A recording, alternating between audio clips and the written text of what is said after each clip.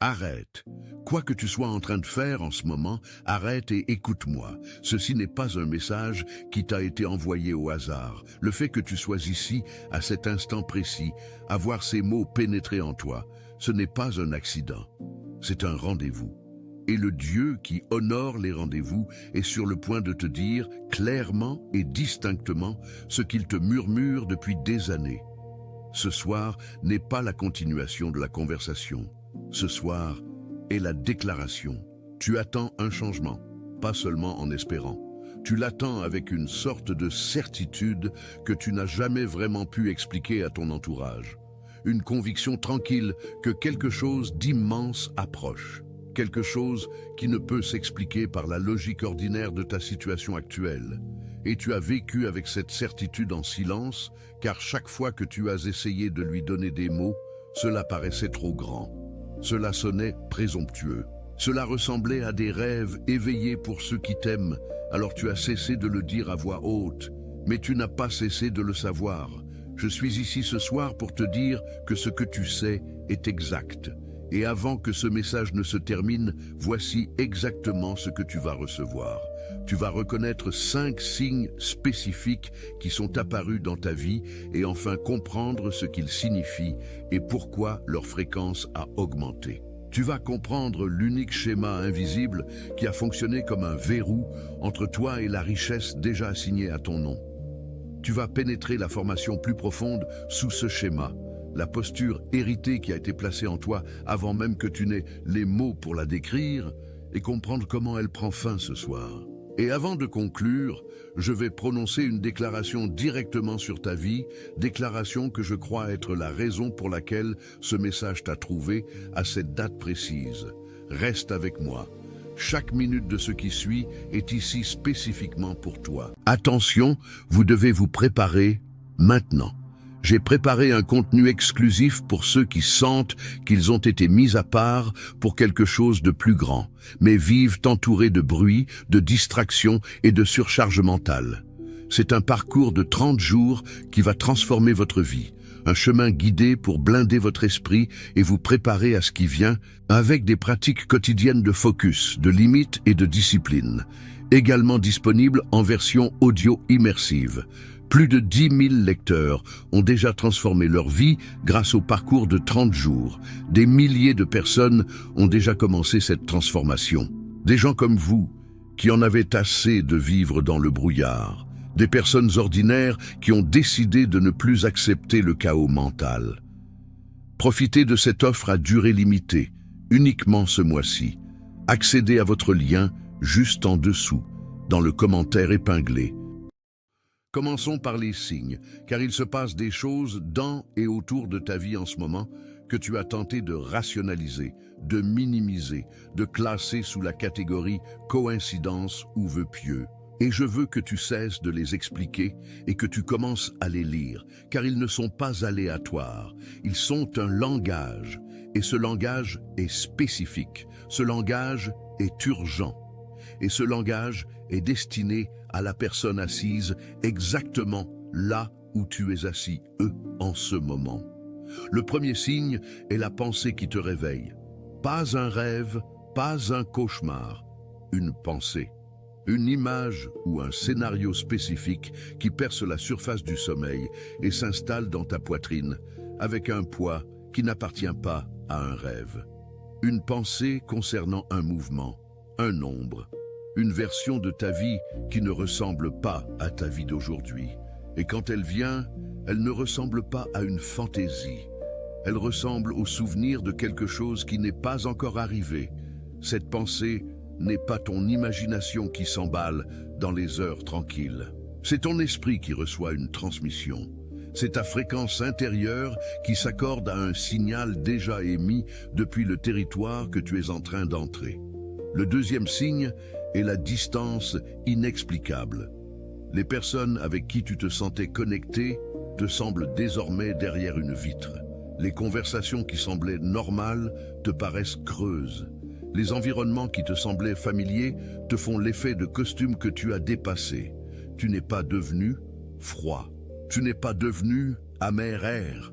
Tu n'as pas perdu ton amour pour ton entourage, mais quelque chose en toi s'est déplacé et l'espace que ce mouvement a laissé derrière est inconfortable et tu t'es demandé, tranquillement, ce qui n'allait pas chez toi. Rien ne va pas chez toi. Tu te sépares des fréquences que ta prochaine saison ne peut porter. La distance n'est pas une perte. La distance est un alignement. C'est le paysage qui se réarrange pour correspondre à l'endroit où tu vas.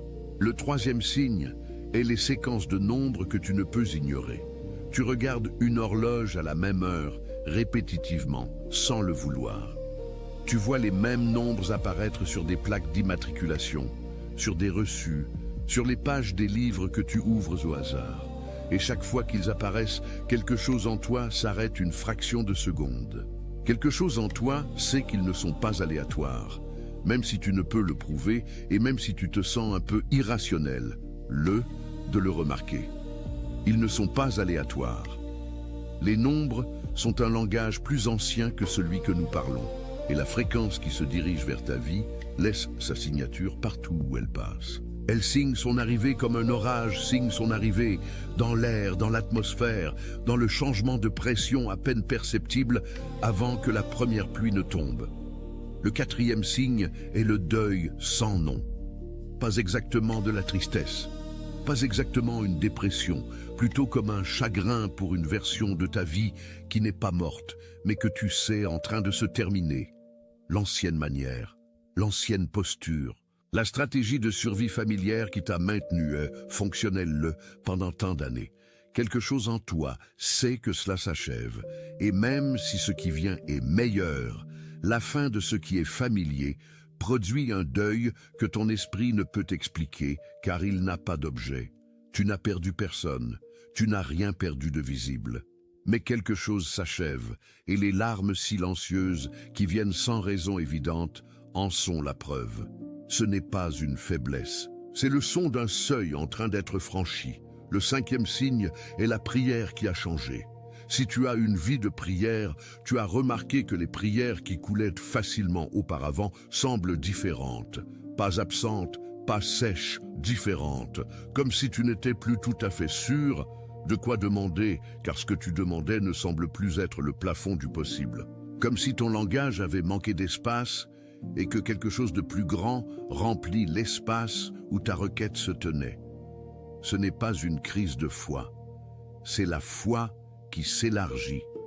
C'est le récipient qui est agrandi pour que ce qui y entre ne déborde pas. La prière qui a changé est la prière d'une personne dont la catégorie du possible vient juste de basculer. Prends une respiration avec moi.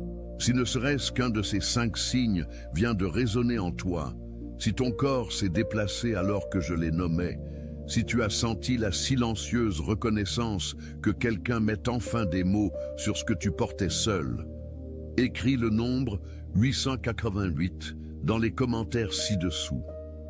Pas comme un nombre, comme une déclaration.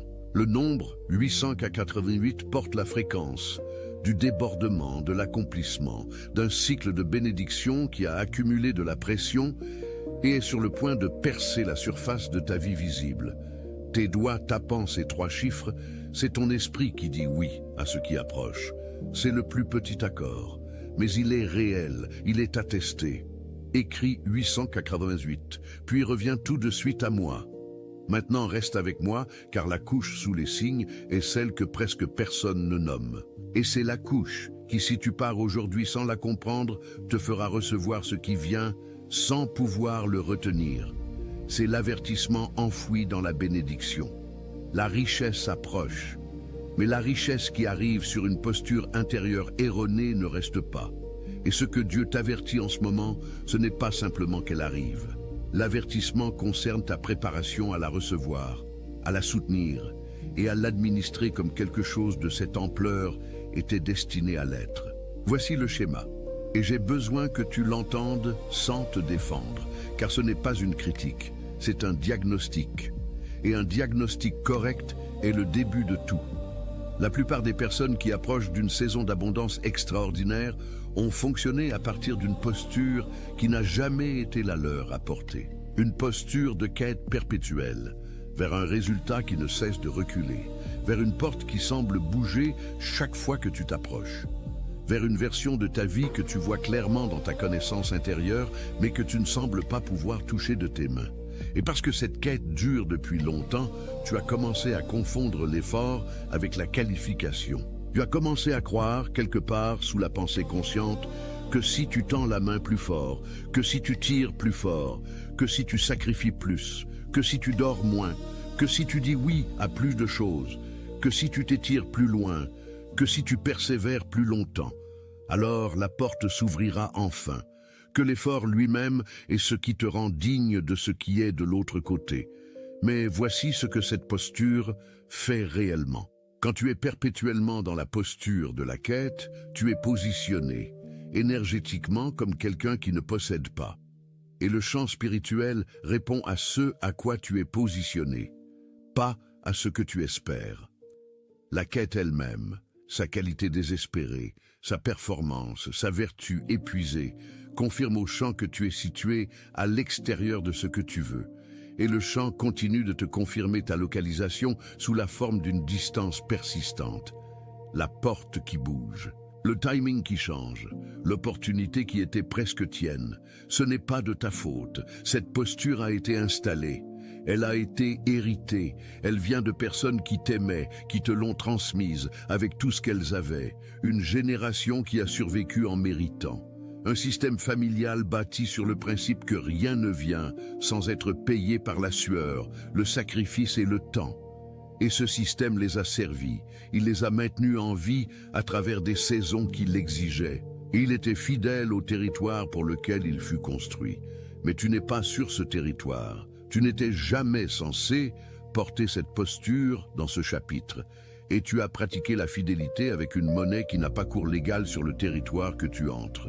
Reste avec moi, car la couche sous ce schéma est celle qui va tout changer. Et c'est là que nous allons plus profondément. C'est là que je veux que tu viennes avec moi, dans une image spécifique. Je veux que tu vois une cour. Pas une cour que tu as physiquement visitée, mais une qui, à ma description, te semble être un lieu que tu as toujours su exister. Elle est calme. La lumière qui y règne est celle qui ne projette pas d'ombre dure. Il n'y a pas de foule là-bas. Aucune foule n'y est permise, car ce n'est pas un espace public. C'est un espace assigné à un nom spécifique. Ton nom. La cour a été préparée depuis longtemps. La table en son centre était dressée avant que tu n'arrives à la quête, avant les longues années de sacrifice, avant que la génération qui a bâti sa vie autour de la survie ne te transmette la posture qu'elle avait utilisée pour survivre. La table était déjà là. Les provisions posées dessus étaient déjà là. Le débordement qui est sur le point de changer ta réalité financière n'a pas été placé là en réponse à tes efforts. Il a été placé là à cause d'une assignation, pas d'une performance. Et pendant tout le temps où tu étais en quête, tirant des cordes qui n'étaient de plus attachées à rien, frappant à des portes qui n'étaient jamais les bonnes, t'épuisant dans les parvis extérieurs d'un dessein pour ta vie qui n'était pas le tien, la cour attendait. La table était intacte. La chaise portant ton nom était vide. Et maintenant, le 26 mai, il y a un mouvement en train de se produire dans l'esprit. La porte de cette cour ne s'ouvre pas soudainement. Elle a toujours été ouverte. Ce qui change, c'est ta capacité à la voir. Ce qui bascule, c'est l'orientation héritée qui t'a maintenu, dirigé vers la quête et à l'écart de la réception. Les verrous qui t'orientaient vers la survie se brisent. La posture générationnelle qui disait à ton système nerveux que la richesse doit être gagnée par l'épuisement, qu'elle ne peut simplement être reçue, que quelque chose d'aussi grand doit coûter autant, cette posture est démantelée. Et elle n'est pas démantelée graduellement. Elle est défaite rapidement, comme la glace se brise au printemps, pas un morceau à la fois, pas lentement, avec avertissement, tout à la fois. Et ce qui est sous la glace, quand elle se brise, n'est pas de l'eau froide, c'est un mouvement. C'est la rivière qui était toujours là, coulant sous la surface tout ce temps. Ce qui vient à vous n'est pas le résultat de la dernière poussée, c'est le résultat de la mission qui fut écrite avant votre arrivée. Et ce dont Dieu vous avertit, ce que ce message a été envoyé pour vous transmettre, c'est que l'abondance qui approche va arriver soudainement, sous des formes que vous n'attendez pas, par des portes que vous ne surveilliez pas, via des chemins que votre logique de mérite n'aurait jamais pu cartographier. Et si votre posture est encore celle de l'effort acharné quand elle surviendra, vous ne la reconnaîtrez pas, vous la rationaliserez, vous la minimiserez, vous vous sentirez indigne, vous la laisserez passer parce que la partie de vous, construite pour la survie, ne sait pas quoi faire d'une provision qui n'exigeait pas de souffrance pour arriver. Restez avec cela un instant. Laissez cela atterrir dans la partie de vous qui porte l'effort depuis le plus longtemps. Si l'image de cette cour intérieure vient de se poser en vous, si vous avez ressenti la reconnaissance silencieuse d'une table déjà dressée, d'une provision jamais conditionnée à vos performances, d'une chaise qui porte votre nom depuis bien plus longtemps que votre doute ne vous l'a dit, écrivez les mots « je la vois » dans les commentaires ci-dessous, pas comme un espoir, comme une confirmation. Comme le sceau posé sur la reconnaissance qui vient d'atterrir en vous, quelque part que vous ne pouvez pleinement nommer, mais que vous pouvez absolument sentir. L'acte d'écrire ces 3 mots rend cette reconnaissance permanente dans votre propre registre. C'est le témoin qui dit oui. Écrivez « je la vois », puis revenez tout de suite à moi car la suite va vous dire comment franchir la porte toujours ouverte. Le retour, et c'est bien de cela qu'il s'agit, un retour, pas une nouvelle arrivée, le retour commence par 2 choses, seulement 2. Et elles sont simples, non parce que ce que vous entrez est petit, mais parce que les mouvements les plus précis sont toujours les plus simples. La complexité est le langage des parvis extérieurs. La simplicité est celui de la cour intérieure. La première est ce que j'appelle le saut du matin. Avant de parler à quiconque demain matin, avant de regarder votre téléphone, avant d'ouvrir les nouvelles, avant de tourner votre attention vers les exigences de votre journée, passez 3 minutes dans l'immobilité, les mains ouvertes sur vos genoux, paumes tournées vers le ciel. Non pas prier au sens conventionnel, non pas demander, recevoir. La posture des paumes ouvertes est l'une des postures de réceptivité les plus anciennes que connaisse le corps humain. Quelque chose dans le système nerveux la reconnaît à un niveau inférieur à la pensée.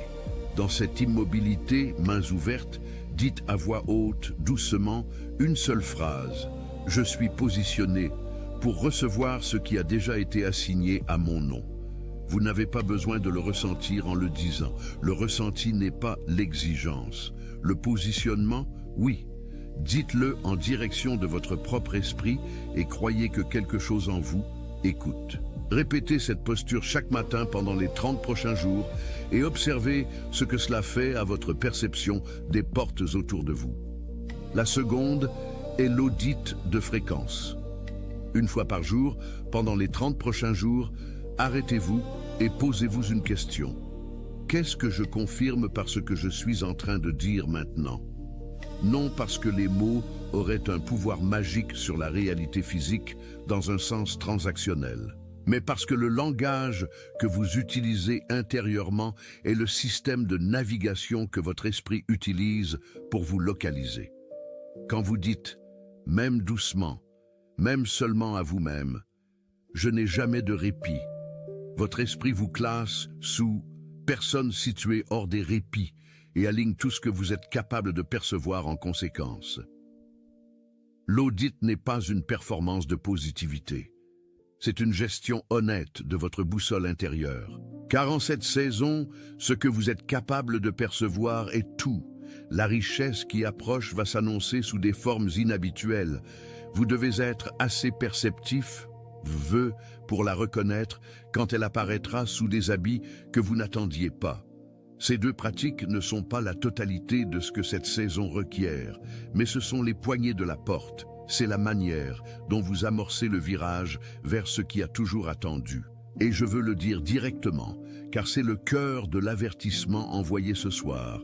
Ce qui vient à vous n'est pas une récompense, c'est un héritage. Il y a une distinction entre ces 2 catégories qui importe plus que presque tout ce que je pourrais vous dire ce soir. Une récompense est quelque chose que l'on gagne par ce que l'on a fait.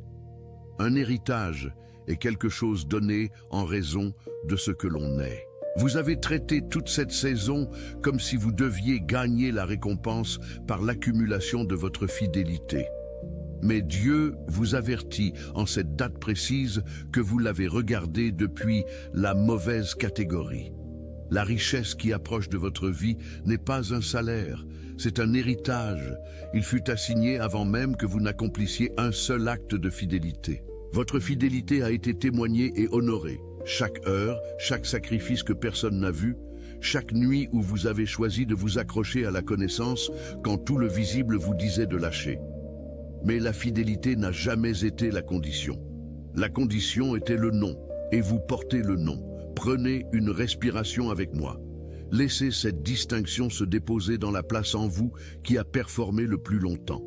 Car voici où la réalité pratique de ce moment devient urgente. Ce qui vient est réel. La rupture dans votre réalité financière que ce message décrit n'est pas une métaphore. C'est un mouvement déjà commencé.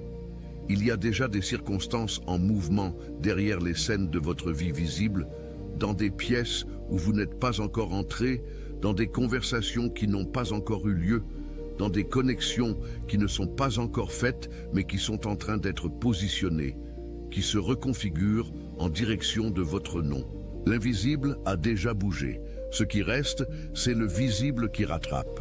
Et la vitesse à laquelle le visible rattrape est directement liée au fait que votre posture intérieure soit en position de réception quand il arrive.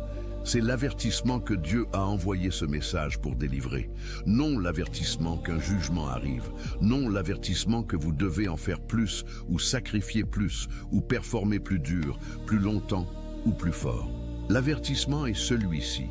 Préparez votre intérieur pour ce qui est sur le point de venir de l'extérieur. Ouvrez vos mains. Levez votre visage. Reconnaissez votre position, non comme celui qui gagne par l'épuisement, mais comme celui qui hérite par assignation.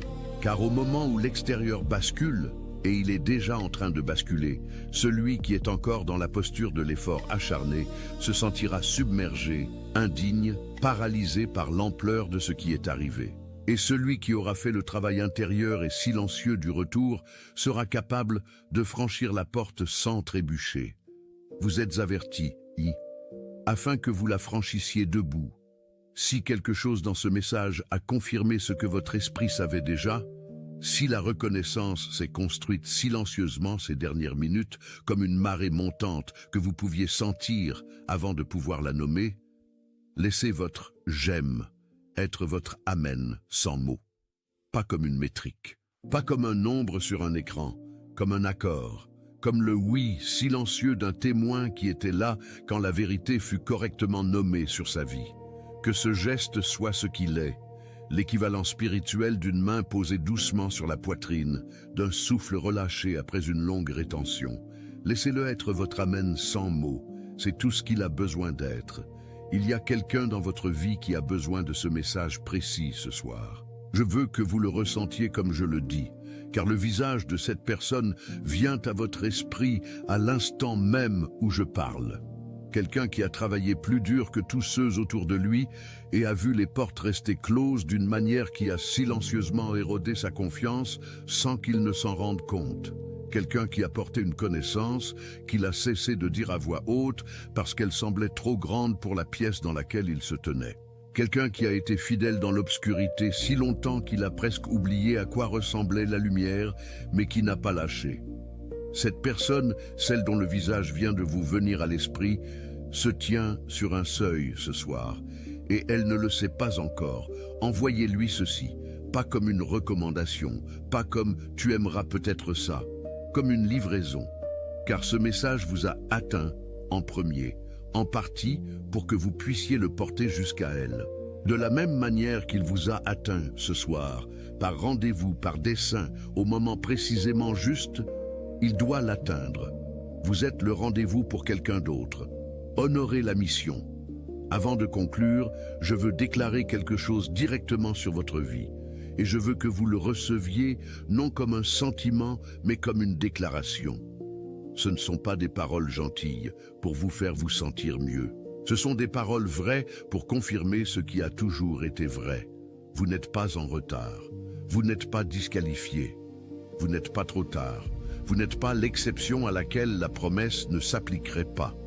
Vous n'êtes pas celui pour qui la table fut dressée, puis discrètement débarrassée, quand vous avez pris trop de temps à trouver la cour.